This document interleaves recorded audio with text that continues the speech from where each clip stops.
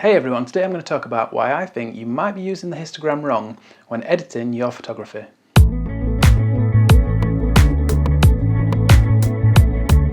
So recently, a viewer left a comment on one of my editing videos about how they were surprised at how the histogram looked when I was editing one of my images.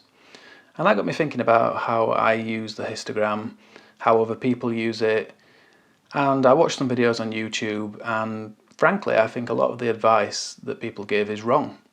So today I'm going to show you some images and we're going to look at the histogram, how it works, how I use it, and why I think the typical advice is wrong. Okay, so first of all, what is the histogram? You might have seen it before on the back of your camera screen, or perhaps in your editing software such as Lightroom.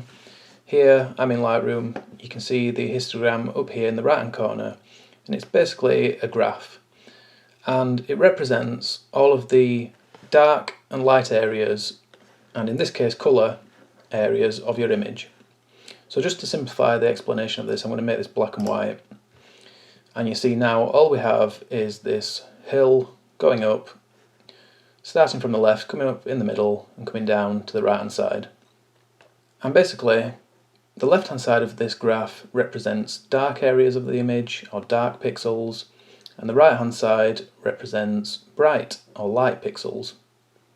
So you can imagine that this graph is split into vertical rows, and in each row you've got the number of pixels in the image that are on the left hand side dark, and as we move across on the right hand side you'll have all of the pixels that are light and everything in between, which makes up the mountain in the middle of the graph there.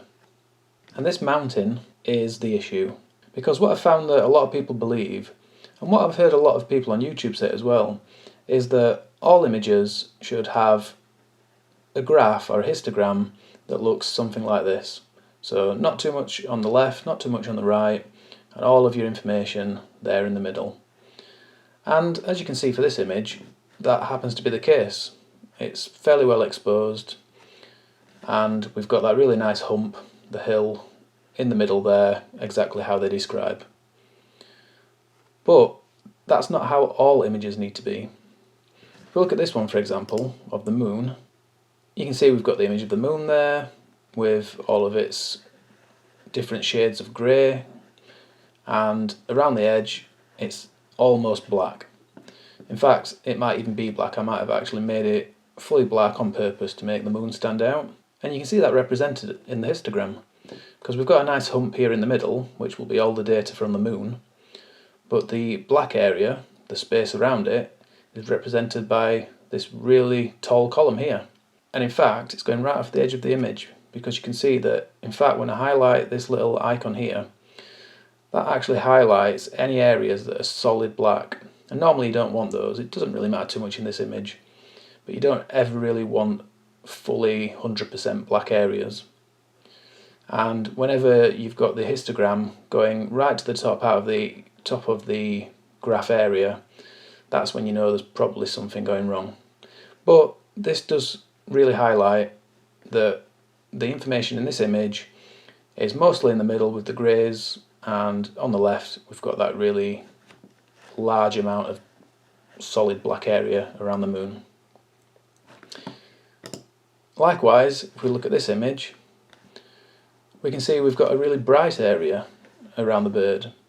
So very little information down here, because that just represents what's in the body of the bird. But then we've got this huge spike which represents the bright area around the bird. So there's nothing wrong with this image. You know, this is how it's supposed to look. I mean, it would be nice if we had some clouds, but it was a really bright day, not much detail in the sky. I exposed for the bird and it's blown the sky out, so that's how it is. And that's represented in the histogram. Again, we can move on and look at this image. This was taken at night with a long exposure. It's very dark, and we can see all the information is pushed over here to the left.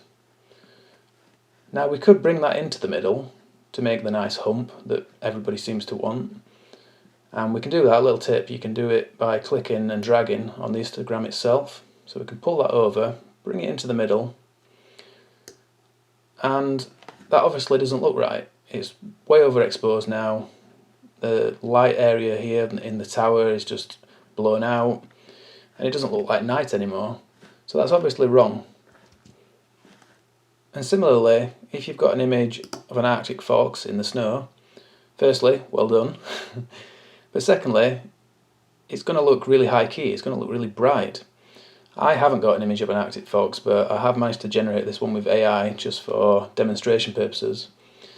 And you can see that all the information in this case is over to the right, because that's where all the highlights are, all the bright areas. So it looks really nice at the moment, exactly how you would imagine this type of image. But again, we pull that into the middle and make the hump. Everything's gone really dark now, and we've got really dark snow that's really grey. That doesn't look right. So it's not meant to have the hump in this image. It's meant to have all the information to the right. So that's why I think you're probably using the histogram incorrectly. Obviously I know a lot of you won't be, but if you do follow some of the advice about having that hump in the middle, just remember that not all images have to be like that. The main thing is the histogram is a tool. It's there to guide, it's not there as a target to aim for. So by all means use it to aid your judgment.